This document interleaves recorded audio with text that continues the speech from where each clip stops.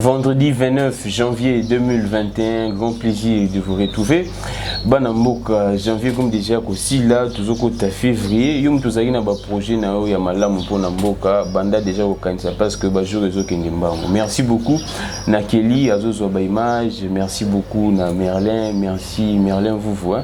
Oboyebi, merci beaucoup Naé. Alors merci na peuple congolais s'abonner massivement na MK Buzz officiel, s'abonner vraiment massivement à en information à solo ba source sûre et fiable. Le loto kutani lisusu na mona mboka Médard Kankolongo molobeli ya peuple oboyebi malamu apesa ba vérité ba révélation aza parmi bato liboso o balobai ke ticket ya union sacrée pour l'Assemblée nationale eza Jean-Pierre Liyaoute eza Mboso Nkodia elobi to moni nouvelle ekweyaki Belango, ticket pour la Union Sacrée, na Bokambemi ya Assemblée nationale, et Mboso Nkodia, premier vice-président Jean-Marc Kabound, deuxième vice-président Christian Mwando, ainsi de suite, Tozo Kita. Et pour la primature, on est Tozo Zelakara, tu éviter ceux qui, président Médard Kankolonga, quoi, Bisabiso, Tondengeni, l'actualité c'est belé, et il ont kamba depuis l'obi, Botanga qui vient tout communiquer, au directeur, il y a cabinet Naé à Tangaki, alors clairement que ceux qui ont tangué pendant lettre, on a bien,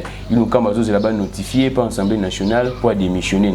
Et informateur, sénateur honorable Baït Lukwebo a mis déjà 381 députés pour le président de la République. Et lui, Bayambaki Bango, le président et le bureau d'âge. Mais apparemment, la frustration de Koti par Jean-Pierre Liyaoute, au bétal sur la Médard Kankolongo, Mbote.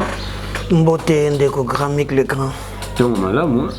Zamba, la Moussibiso, on tient les coups seulement comme un gouvernement, il y a Union Sacrée, Lingui et Bima. Alors, je viendrai, nous demandons un rendez-vous na émission, il y a Sika Concept, les dossiers, tu as quand même fouillé, côté de Saba Congo avec preuve à l'appui.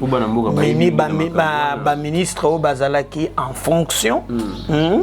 Na ngambo ya FCC bakatisi bato baye bakotala nani asalaki nani na oyo akoki kozela yesika nini.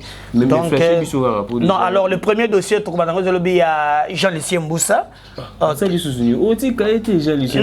na kolobela yeto comme na kolobi na koyena ba élément lobby. Mais apparemment, on frappe pas depuis quand? Est-ce qu'on frappe les individus en regard de gestion? Na lobele ba koko nyang FPI, na lobela bandeko ya SSCPT, na lobela au GFREM, na lobela. Moi, mon combat pour le Congo, ce n'est pas un combat des individus, mais c'est un combat pour la bonne gouvernance. Et c'est pour ça que vraiment partenaire à Congo en avant. Donc on croit que ce pays, avec tout ce que Dieu nous a donné, on peut décoller, mais seulement dans la mauvaise gouvernance. Où les gens, quand ils sont au pouvoir, ils pensent que le bien de l'État est comme bien privé à Bango. Alors nous devons aider, corriger. Nous ne voulons pas que le raté que nous avons vu une alliance fait se cache. Ils ont la peine à Union Sacrée. Non, de toutes les façons, écoutez Grammy. Oui, aux hommes, rendez-vous, déjà, les dossiers, tout ça, ah oui, mais vous savez que Ngaïna Salakin Batu d'ailleurs, pour leur dire que Batu Bazali, que l'Andem Kabes Bakozala, Nabascoop Bakozala, Batu Bakozala, voilà, Bakozala, Batu Baza informé. Oui, Bakende même, na titre, Nabiso, je crois que. Kelly Mboma soit même les images là tchela ki bango so batali na ba vidéo na biso to comme titre Mboso Liao Félix a tranché. Exactement. Ah bah to que à l'époque j'avais me montré non Liao était ezalaki voilà Liao ezalaki porté par Kabound Mboso ezalaki porté par Eberand. Et je leur avais expliqué à l'époque. Donc, Eberand a longi Kabound. Apparemment, parce que les infos na yango bien avant les lois Koki Sambaki. Donc, abonnez-vous sur cette chaîne. Boko Banda Kozalaka na ba info koleka batunyon so bien avant. Mais président, FCC caché continue Mboso Nkodia outi FCC et puis biso tout oyi makambo sali ba 12 millions makambo belé. Comment est-ce que président a pogné lisusu na kwa mombo ezaka na ba contexte asi ko ministre ba be au tala bureau d'âge donc tala sugebele net ngai. Donc, système échangé, Mikolo. Donc, il faut qu'on a un bureau d'âge. Donc, c'est compliqué na Congo. Via Zongi Sigadolo. Via Zongi Sigadolo. Ngala Zongi. Angenge, tout ça. Alors, petit peu balinga kabongote. Donc, moyen. Na évité ceux qui vont dire ceux qui vont confirmer à Wate, mais en tout cas, via Zongi. Est-ce qu'il va mener quelque chose à Sika? Je ne sais pas, et c'est ce jour au niveau de député, il paraît que l'Union sacrée, monaki lolenga tambo ça que bureau d'âge, moniki non mayele obira bambo comme monsieur ezalaka, ce qui monte colis à comme à bibliothèque mayele zomata. Mais moi j'ai l'impression au Congo c'est le contraire. Et puis ce qui monte colis, on est kitaka. Exemple pas na Pepe Ilugamba. Asalini, Makéit. Ah, tu es maintenant mais tant que na salé d'abord hein, aux premiers ministres. Hein? Tu engages le gouvernement.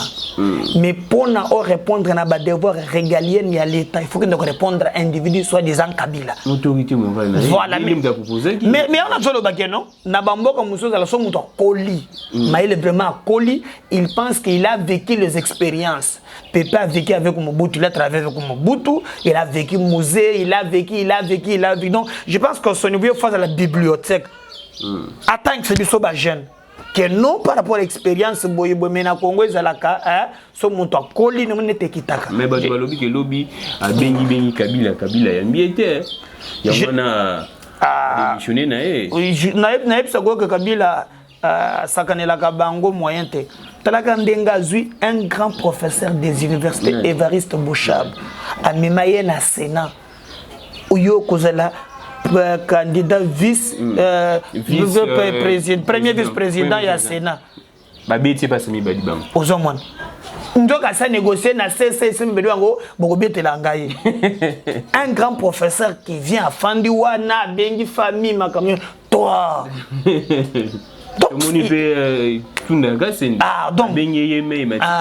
Donc Jani Mabunda pas les libres. Ah bon, et puis ça la kanda pour me laisser comme bon ya campagne Chinarambo donc elle va ressemble ça ngwa moko na moko. Babi ya lobby pepa bengi mais kanda zana ngol pare ba melaye mbongo soba ju pe option ya kosili sa bango moko na moko par exemple colère na bango. Mais nous ce qui nous intéresse c'est pas ces débats des individus. Nous voulons que notre pays gramique, ce grand pays que Dieu nous a donné et décoller, que nous profitons aussi de ces richesses. Mais il y a 12 millions de présidents, son code, il y a encore Pépé, il y a Pépé. Ah oui, mais il y a la République de Pépé. Si vous regardez bien, 12 millions. Ah, bon, vieux Kungo, puis Assemblée provinciale. Alors, c'est pour vous montrer configuration. Non, mais. Alors, mais écoutez, moi, je te dis, non, on ne se plaint pas. Il faut tout bondable. On ne viendra pas nous servir sur un plateau. Les jeunes venus, non. Nous, les jeunes, devons nous organiser un réseau, devenir très forts pour les renverser de manière démocratique. Mais ça veut dire qu'il y a aucun gouvernement. Ah bon, écoutez, est-ce qu'il faut qu'Okende ou n'est pas qu'Okende? Le plus important, c'est servir la République. Hein? Mais s'il faut aller pour faire la politique politicienne, les postes pour les postes, ça ne m'intéresse pas. Moi, j'aimerais toujours travailler dans un contexte où il faut que mon mais j'ai réussi à démissionner quand même 2 fois. Ouais. J'ai démissionné dans le cabinet quand j'étais avec M. Steve Mbikaï comme conseiller chargé en communication. Au démissionné parce que bon, mais quand tant que vous avez un enseignement supérieur demandé, on va vous le dire. Mais parce que j'ai compris que la vision telle que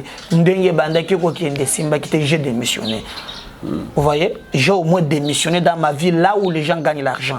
Vous voyez, donc moi je pense à un certain niveau, le plus important c'est pas tout ça la poto ça là, mais ceux qui le lot, ceux qui n'ont pas ça là quand même que l'union sacrée y a causé de problèmes qui à un certain niveau au cause Congolais, à moi, non sauté, à moi débit ça peut aller. Mais la politique politicienne ne m'intéresse pas.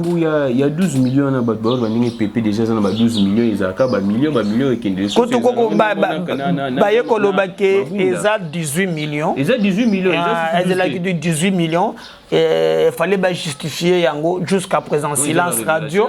Oui, silence radio. Nous pensons que ce qu'on a combattu avec Kabila, c'est le clientélisme et les affairismes politiques. Si et seulement si ces montants Oyo, Balobi et Solo, il est grand temps que Bameka quand même auditer et que parce que on va utiliser les canaux politiques pour na koko il se fait cesser il fallait Misole Bunga Kawana tokoki ko ndima yangote nous 18 millions nous on attend que ba mener banquette pour na ko claircir yango parce que tout le monde qui un éli a tel ce qui même ba dossier ya ba mbongo ba dépenser abusivement il est grand temps que président de la République, s'il veut entrer dans l'histoire, que l'union sacrée est répétée, des bêtises, tout le monde qui n'a fait cesser, bien a fait cesser, cache. Donc l'argent des Congolais doit servir les Congolais. Mais justice, c'est moi, il y a un président de l'union sacrée.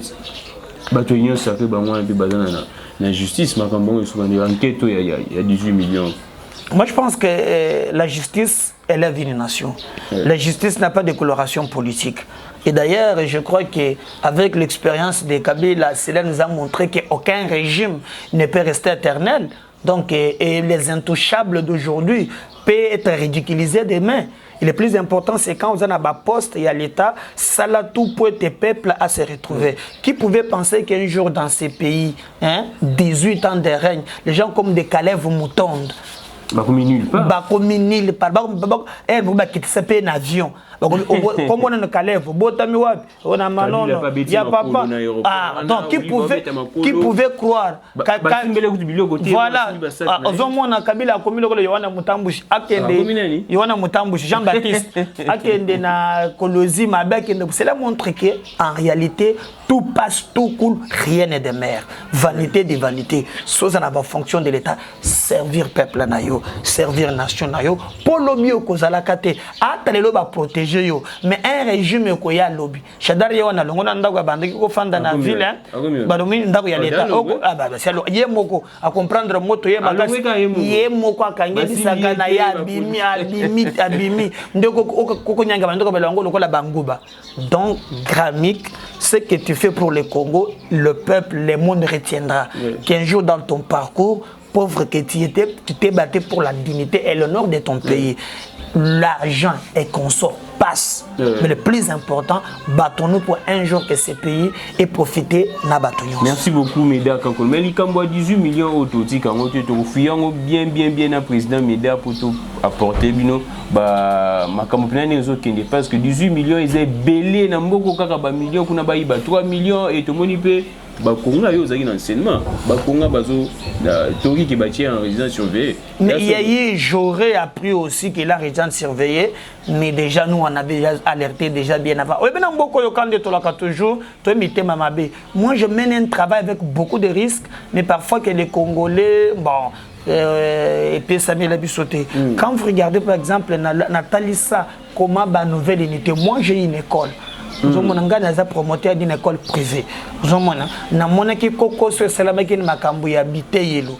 Nous avons Kotala Lolenge Makambu qui Salamaki les nouvelles unités, créer une unité à Lukuta, école fictive, Boena Boye, récolta militant à PPRD, tout existe à Kate, commune à. Mais c'est ça. Cacophonie à Kosakanate. Alors quel est le vrai problème? Oyo batangi samboula na mboule leka, c'est comme tout ça national aujourd'hui. Bato basala 18 ans, 20 ans national, engagé. Mais tant qu'engagement est bandé, comment les besoins engagé chaleur? Chaleur, il y a peu il y a maître wana ndé parmi notre bazar ménager bisayo même moi c'était quelqu'un m'a confié bon dans la câble na ba donc tu vois un peu quel pays niveau est commis mais les gens qui baza ba enseigner ya solo baza ba futami te mais ba recruter na ndenga molili bango wana ba futami donc epesi biso mobulu to belela ki to moni IGF et sale musala la yango biso to lobi en réalité et sengeli musala wana et ça les médailleurs na biso que depuis lobi que non j'ai un rapport on a banda ki kotanga ya Bukangalonzo tout ça j'ai même vu dans ces rapports regardez c'est un peu banalise il y a premier ministre au balandani Ozui Matata Ozui Sami Badibanga Ozui Bruno Chibala tout ça na Pepe Ilukamba au commun que sur le plan des infrastructures scolaires on n'en parle même pas exactement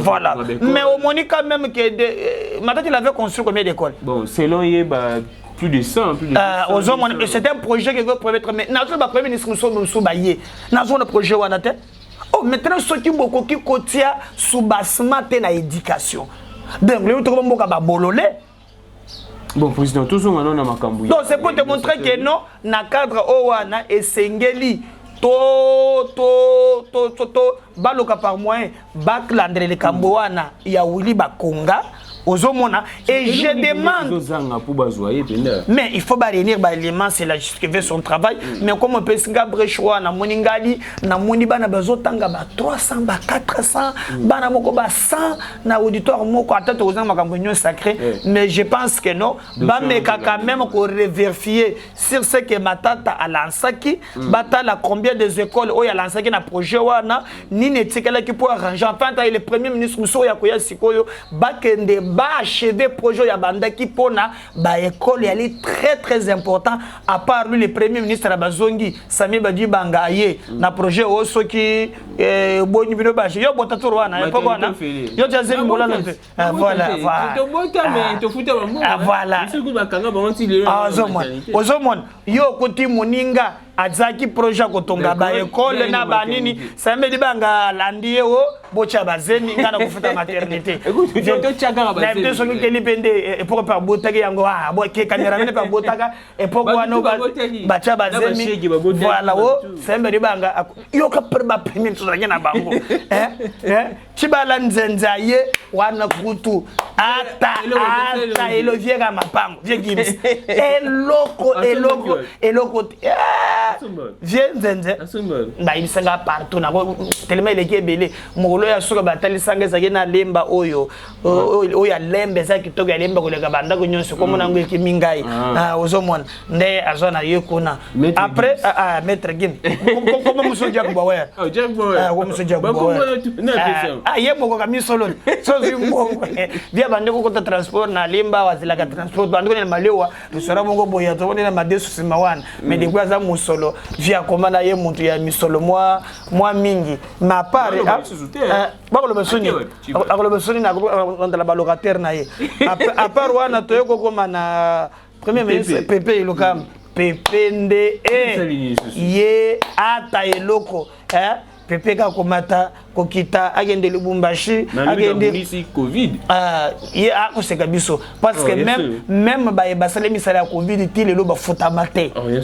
tilelo ministre santé mais c'est le premier ministre qui prend l'action gouvernementale c'est lui-même au Yasangisaka tous les ministres ça la rapport Ozomon et ce qui peut être Niazali bah justice balandela ye donc ce qui non attention j'ai très important pour les nommer premier ministre nous devons nous jouer notre rôle c'est très important donc ce qui au sali analyse au moni ata depuis Kolongo la Matata les trois derniers premiers ministres et le côté Ozomon Matata même qui Transco a même qui nini comment Congo Airways a memi ITB Kongolo a memaki Bukangalonzo ata Tomoni que il faut IGF après sa conclusion finale mais vous trouverez que à part oyo tozuisima et l'autre côté et nous demandons maintenant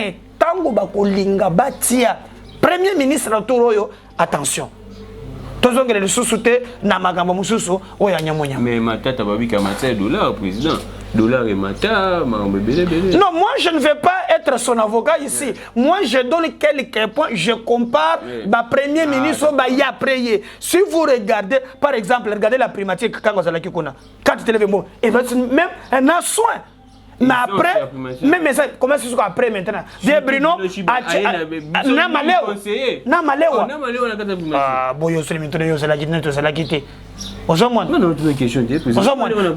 même Makambuya T, dollar, taux d'inflation, il y a François Montaron, taux d'inflation, dollar, il faut quand même, je crois, moins stabilité macroéconomique.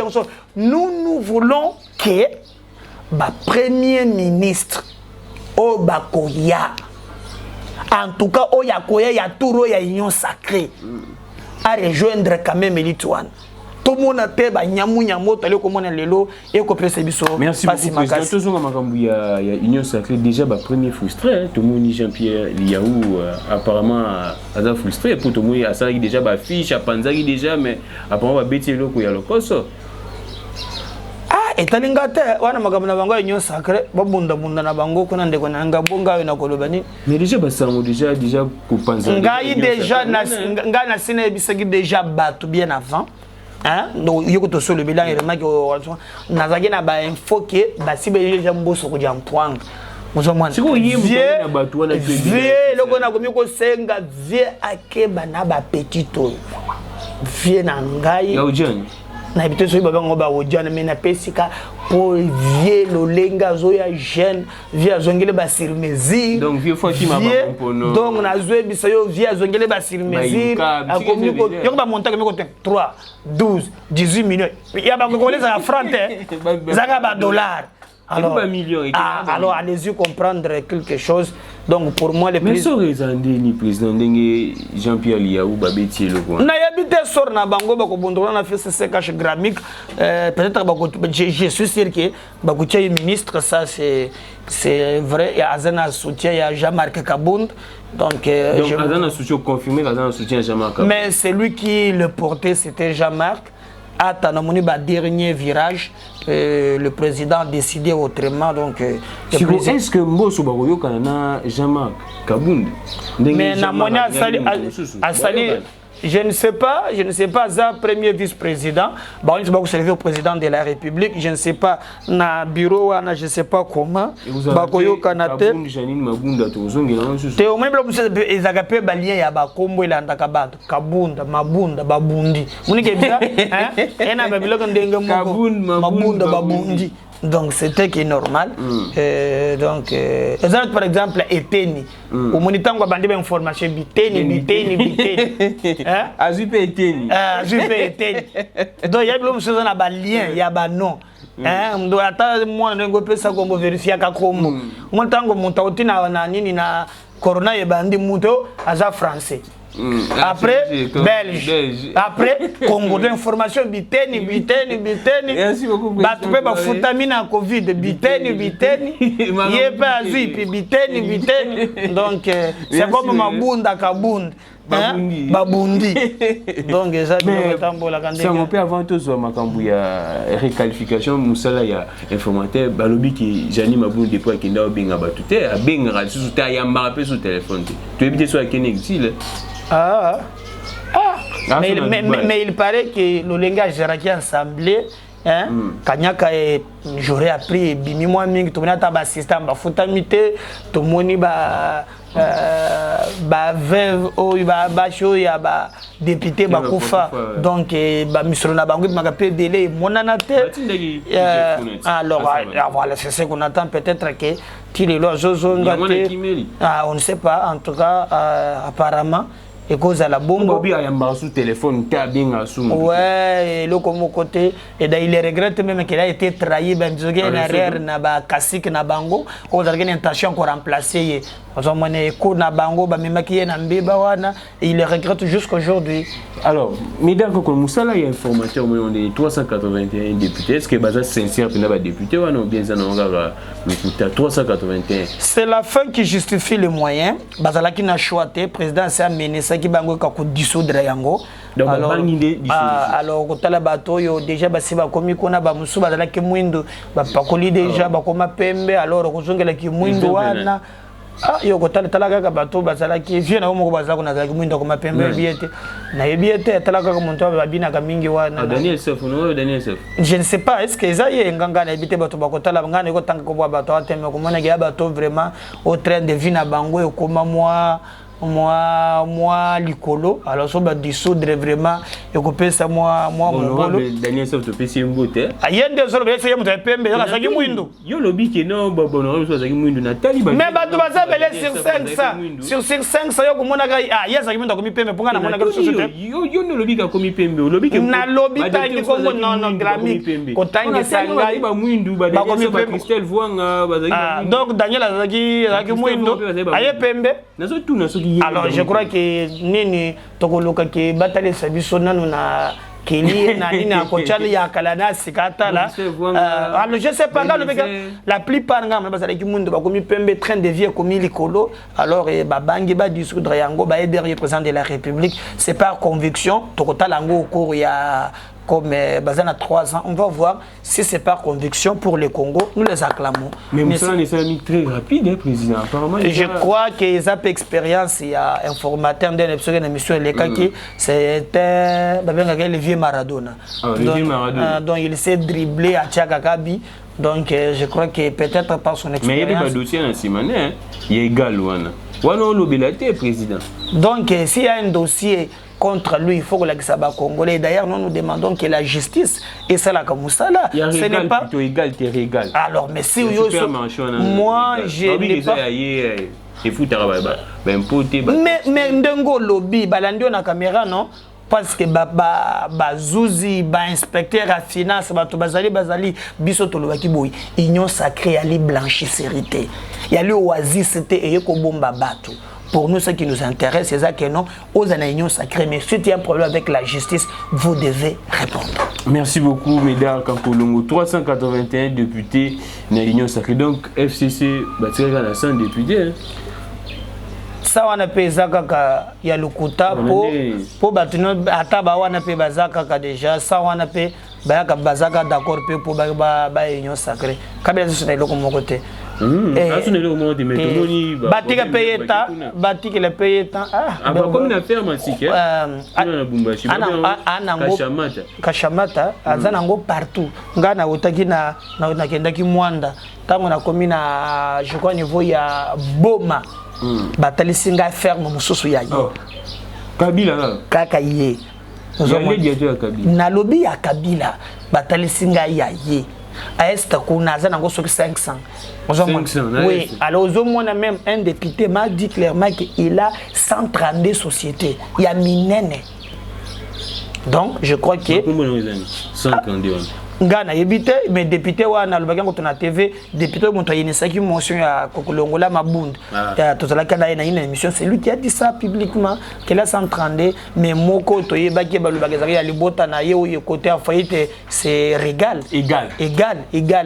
au monde le égal ndé komi ba poro ya tonga ka futaka ba impoto yebi yango donc ces gens voulaient détruire la République mais le plus important ils allaient que basali que notre pays est dégaulé na moi ta tikale moké ko la bonheur ya ba Congolais. Tobeta alors les solo pour tous ceux qui s'appellent ya Ilukamba a démissionné na ya Kenae via Kenae. Oui, Pépé, je crois l'andaki mission de cela que n'a pas ça conseil avant d'être humilié na ba niveau wana, il faut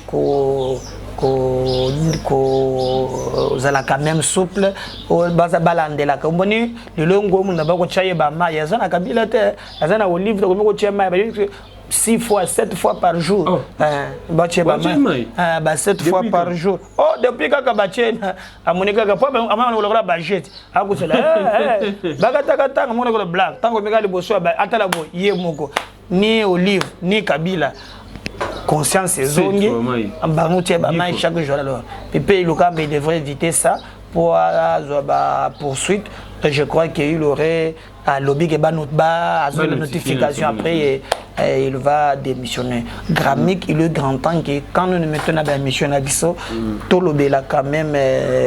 Misala, tout le bela ba nini, ba pepe na ba musu. Et je demanderais ba produit ya mboka na biso. Ngana kama mko le ba nommé Kyungu wa kumwanza. Via cha poudre na mutu ndena comprendre. À cet âge, on tenait moitié poudre na mutu. C'est grave. Donc yo so ba nommé moitié poudre té. Non, mais quand même na ça jeune non. Regarde, viens à cet âge-là, tu es poudre dans mon tout. Alors c'est inadmissible.